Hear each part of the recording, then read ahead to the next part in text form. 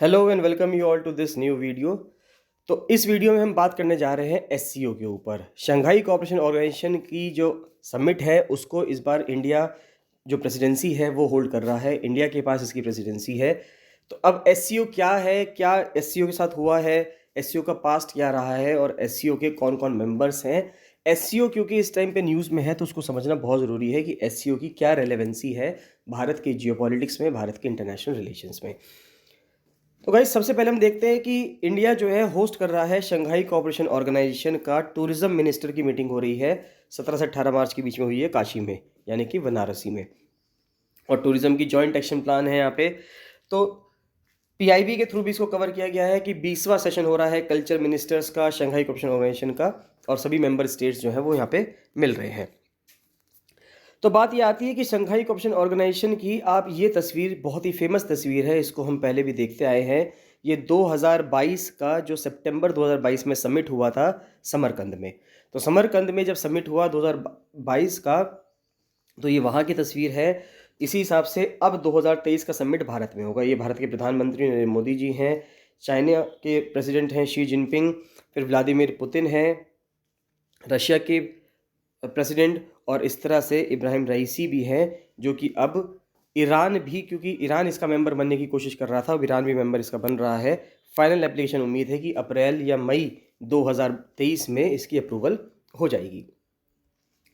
तो सबसे पहले आती है बात कि एससीओ के मेंबर स्टेट्स कौन कौन से हैं, यानी कौन कौन से इस टाइम पे फुल टाइम मेंबर्स हैं एससीओ के। अगर हम देखेंगे तो China, Tajikistan, Kazakhstan, Uzbekistan, Kyrgyzstan, India, Russia, Pakistan और ईरान। यानी कि भारत के साथ पाकिस्तान और चाइना दोनों के दोनों इसके मेंबर्स हैं। भारत और चाइना के साथ, दोनों के साथ ही भारत के रिलेशंस अभी इतने कुछ खास नहीं चल रहे हैं। उसके बावजूद आप देख सकते हैं कि दोनों के दोनों ये कंट्रीज़ इस ग्रुप के मेंबर हैं, और ये जो ग्रुप है ये अभी सही तरह से काम कर रहा है। कुछ ऑब्जर्वर स्टेट्स हैं जैसे कि अफ़गानिस्तान, मंगोलिया, बेलारूस, और कुछ डायलॉग पार्टनर्स हैं Armenia, Nepal, Egypt, Azerbaijan, Sri Lanka, Saudi Arabia, Cambodia और टर्की। और ये कुछ गेस्ट अटेंडीज़ हैं जैसे कि आसियान देश, CIS, तुर्कमेनिस्तान और यूनाइटेड नेशंस यहाँ पे गेस्ट अटेंडीज़ के रूप में है। यानी कि ईरान को अब मेंबर यहाँ पे बना दिया गया है, एक्सेप्ट कर लिया गया है। पहले ईरान ऑब्जर्वर स्टेट्स में आया करता था। ऑब्जर्वर स्टेट्स एक कदम है जो मेंबर स्टेट बनने से जस्ट पिछला है। पहले कोई कंट्री ऑब्जर्वर स्टेट बनता है, और जब वो ऑब्जर्वर स्टेट के टाइम के बाद कुछ समय बाद उसको मेंबर स्टेट बना सकते हैं। उसके बाद देखें तो एससीओ क्या है और एससीओ कब बना और इसका क्या एम है। अगर हम वो चीज़ देखें तो एससीओ जो बना वो बना 2001 में। इससे पहले हालांकि शंघाई 5 इसका पुराना, हम कह सकते हैं इसका पास्ट है, कि 5 सेंट्रल एशिया देशों ने मिलकर शंघाई 5 के नाम से बनाया था 1996 में, और उसके बाद 2001 में इसको शंघाई कोऑपरेशन ऑर्गेनाइजेशन के रूप में बना दिया गया। ये जो शंघाई कोऑपरेशन ऑर्गेनाइजेशन है, एक तरह से इसको एशिया का नाटो भी कहा जाता है। जिस तरह से यूएस का नाटो है, वेस्ट का नाटो है, उसी प्रकार से इसको ईस्ट का या एशिया का नाटो भी कहा जाता है। तो इसको 2001 में फाउंड किया गया था। इसका काम था कि जो बॉर्डर इश्यूज़ हैं देशों के बीच में उनको सॉल्व करवाना, टेररिज्म से लड़ना, रीजनल सिक्योरिटी यानी कि क्षेत्र में जो सिक्योरिटी है उसको बढ़ाना, और counter American influence in central Asia. और साफ साफ इसका एम ये है कि जो अमेरिका का इन्फ्लुएंस है सेंट्रल एशिया पे उसको कम करना। एससीओ के मेंबर्स हम देख ही चुके हैं, ये 8 कंट्रीज़ के मेंबर हैं, और अब तो ईरान भी बन गया है, 9 मेंबर्स हो चुके हैं। अगर देखा जाए कि एससीओ इंपॉर्टेंट क्यों है,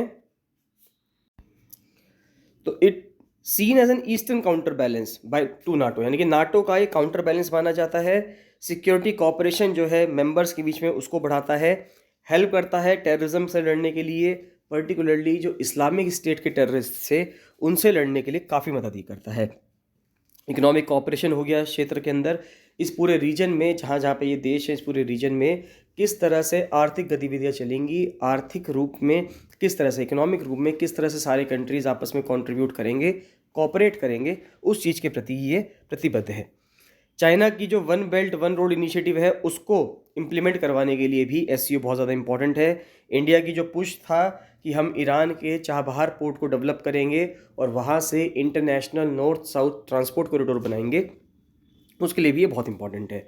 तो international north south transport corridor जो कनेक्ट कर रहा है सब कॉन्टिनेंट को, यानी कि इंडियन सब कॉन्टिनेंट को सेंट्रल एशिया के देशों से, उसके लिए एससीओ अपने आप में बहुत अहम भूमिका निभा रहा है।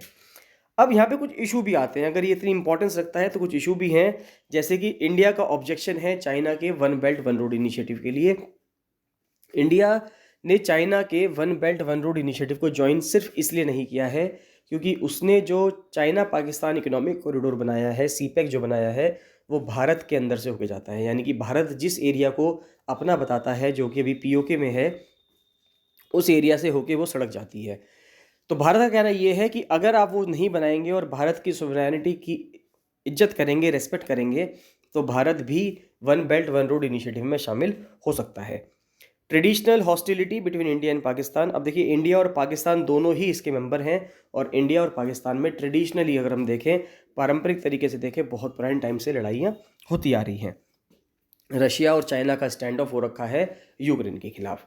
तो ये सभी हम देख सकते हैं कि इश्यूज हैं जो कि चल रहे हैं एससीओ के अंदर भी। उसके बाद शंघाई कोऑपरेशन ऑर्गेनाइजेशन में अगर हम देखें तो ये एक regional inter governmental security alliance है जिसमें रशिया भी है, चाइना भी है, 4 सेंट्रल एशिया देश भी हैं। अगर हम देखें तो सबसे पहले 1996 में एससीओ का जो प्रेडिसर था, उससे पहले जो बना था वो शंघाई 5 के नाम से बना था, 5 देशों का समूह बना था जिसमें रशिया थे, चाइना थे और 4 सेंट्रल एशिया देश थे। फिर 1999 में बिश्केक ग्रुप हुआ जिसने बॉर्डर क्रिमिनलिटी को फाउंडेशन हुआ उसका। फिर उज़्बेकिस्तान ने 2001 में एससीओ को ज्वाइन किया। फिर 15 जून 2001 में एससीओ का फाउंडिंग डिक्लेरेशन साइन हुआ। फिर 2008 में ईरान ने भी अपनी फुल राइट एससीओ मेंबरशिप के लिए एप्लीकेशन सबमिट करी, लेकिन बाद में जाके ईरान बहुत लेट, अब 2023 में जाके इसका फुल मेंबर बन पाएगा।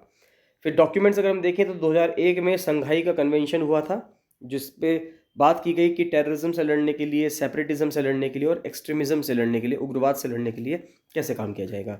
2002 में एससीओ का चार्टर आता है और 2002 में ही regional anti terrorist structure RATS की फाउंडेशन होती है। रैट्स अपने आप में एक रीजनल एंटी टेररिस्ट स्ट्रक्चर है जो एससीओ के तहत काम करता है और इसका हेडक्वार्टर कहाँ पे है? रैट्स का हेडक्वार्टर आपको उज़्बेकिस्तान में मिलेगा। इसके गोल्स यही हैं कि हमें म्यूचुअल ट्रस्ट, आपस में विश्वास बना के रखना है, गुड नेबरली पॉलिसीज़, ऐसी पॉलिसीज़ अपनानी है जो आपस में, जो पड़ोसी मुल्क हैं वो आपस में क्या करें, उनके गुड नेबरली रिलेशंस बने। फिर इफेक्टिव कोऑपरेशन होना चाहिए पॉलिटिक्स के अंदर, व्यापार में, ट्रेड में, इकोनॉमिक्स में, साइंस टेक्नोलॉजी में, कल्चर में, ट्रांसपोर्ट, एजुकेशन, एनर्जी, यानी कि जितने भी क्षेत्र हैं जिसमें भी लोग आपस में जुड़ सकते हैं, उन सभी में हमें गुड पॉलिसीज़, बहुत ही अच्छी पॉलिसीज़ अपनानी है। जॉइंटली इंश्योरिंग पीस, शांति बहाल रखनी है, सिक्योरिटी के ऊपर बात करनी है, स्टेबिलिटी रखना है क्षेत्र के अंदर, तो ये सब चीज़ों के ऊपर बात करनी है। एससीओ का अगर हम स्ट्रक्चर देखें कि एससीओ में कौन कौन सी मीटिंग्स होती हैं, क्या क्या स्ट्रक्चर है एससीओ का, तो एक तो councils of heads of state है, यानी कि हर स्टेट का जो हेड होता है, हर कंट्री के जो प्रमुख हैं उनके बीच में सबमिट होती है। फिर हेड्स ऑफ गवर्नमेंट के बीच में सबमिट होती है, फॉरेन मिनिस्टर्स की मीटिंग होती है। फिर मीटिंग्स होती हैं हेड्स ऑफ मिनिस्ट्रीज़ की और डिपार्टमेंट्स की, फिर नेशनल कोऑर्डिनेटर्स की होती है, और जो रैट्स का स्ट्रक्चर है वो तो होता ही है। तो यानी कि ये सब चीज़ें एससीओ के स्ट्रक्चर के तहत आती हैं। अगर हम एससीओ की एब्रीविएशन के रूप में देखें तो एससीओ है शंघाई 5, 2001 में बना। इसका हेडक्वार्टर आपको बीजिंग में मिलेगा, चाइना के अंदर, और रैट्स का हेडक्वार्टर मिलेगा आपको उज़्बेकिस्तान की राजधानी ताशकेंत के अंदर। तो ये स्ट्रक्चर है शंघाई कोऑपरेशन ऑर्गेनाइजेशन का। इससे पहले हम इसको देख भी चुके हैं हालांकि, कि एक तो हेड्स ऑफ स्टेट की मीटिंग होती है, उसके नीचे फिर हेड्स ऑफ गवर्नमेंट जहाँ पे प्राइम मिनिस्टर्स लेवल की बात होती है, फिर फॉरेन मिनिस्टर्स लेवल पे बात होती है, फिर इधर से रैट्स का स्ट्रक्चर आ जाता है, रैट्स एग्जीक्यूटिव कमेटी है, फिर परमानेंट रिप्रेजेंटेटिव हैं जो हर कंट्री से रैट्स में जाके बैठते हैं। जैसे कि भारत के हो सकता है कि नेशनल सिक्योरिटी एडवाइज़र हों, कि जो रैट्स में अपना क्योंकि ये एंटी टेररिस्ट की बात है तो यहाँ पर अपना रिप्रेजेंटेशन, भारत का रिप्रेजेंटेशन वो वहाँ पे दे। इसके बाद अगर हम देखें तो अब एससीओ की समिट 2023 में भारत में होने जा रही है। एससीओ की प्रेसिडेंसी भारत करने जा रहा है। तो भारत का अगर हम देखें तो भारत ने 2018 में एक सिक्योर करके एससीओ को नाम दिया था, और सिक्योर में क्या कहा था? Security, economy, connectivity, unity, respect और इन्वायरमेंट, यानी कि इन सब पैरामीटर्स पे एससीओ काम करेगा। तो SCO councils of heads of state 2023 में जो मीटिंग होगी, ये उसका ऑफिशियल लोगो है। उसके बाद अगर हम देखें तो बनारस में, वाराणसी में यानी कि काशी में इसको पहली एससीओ की टूरिस्ट और कल्चरल कैपिटल बनाया गया है। इसको पहली बार ऐसा हुआ है कि ये टूरिस्ट और कल्चरल कैपिटल एससीओ की जो बनी है वो कौन बनी है, वो काशी बनी है भारत में। तो 2022-23 में इसका ये लोगो अनवील किया गया है। और अगर हम देखें तो summits of heads of state अगर देखें तो इससे पहले लास्ट 2022 में जो हुई सितंबर में, वो समरकंद में हुई थी, और इस बार जो होगी वो गोवा में होगी। ये इंपॉर्टेंट चीज़ है कि भारत में इस बार कहाँ पे होगी, मई 2023 में। आप देख सकते हैं कि मई 2023 में जो होगी वो कहाँ पे होगी, गोवा में होगी। उससे पहले समरकंद में हुई है उज्बेकिस्तान में 2022 में। तो अब इसी के ऊपर अगर हम देखें तो पाकिस्तान, अब बात ये भी आती है कि पाकिस्तान क्योंकि इसमें है, और क्या एससीओ के साथ भारत की कोई डिफेंस एक्सरसाइजेज होती हैं, तो यस बिल्कुल डिफेंस एक्सरसाइज होती है। अभी भारत ने एससीओ की एक डिफेंस एक्सरसाइज अपने यहाँ पे इंडिया में हमने होस्ट करवाई है, जिसका नाम है जेट, यानी कि जॉइंट एंटी टेररिस्ट एक्टिविटीज़ या जॉइंट एंटी टेररिस्ट जो एक्सरसाइज है उसको हमने मानेसर एंटी टेरर 2022 के रूप में भी उसको सेलिब्रेट करवाया है। फिर नेक्स्ट आता है कि एक एससीओ की पीस मिशन एक्सरसाइज भी है। ये भी बहुत इंपॉर्टेंट है, ये आपको पता होना चाहिए कि एससीओ की पीस मिशन एक्सरसाइज है जिसको भारत करवाता है, और एक जेट है जिसको हम बोलते हैं जॉइंट एंटी टेररिस्ट एक्सरसाइज, जिसको मानेसर एंटी टेरर 2022 भी कहते हैं, क्योंकि मानेसर जो कि गुड़गांव से थोड़ा सा आगे है वहाँ पे ये एक्सरसाइज करवाई गई थी। तो गाइज मुझे लगता है कि मैंने उसमें लगभग आपको बहुत सारी चीज़ें बता दी हैं। आई होप कि आपको वीडियो पसंद आई होगी। अगर पसंद आई है तो वीडियो को लाइक एंड शेयर जरूर कीजिएगा। चलिए बाकी मिलते हैं नेक्स्ट वीडियो में। So thank you and bye bye.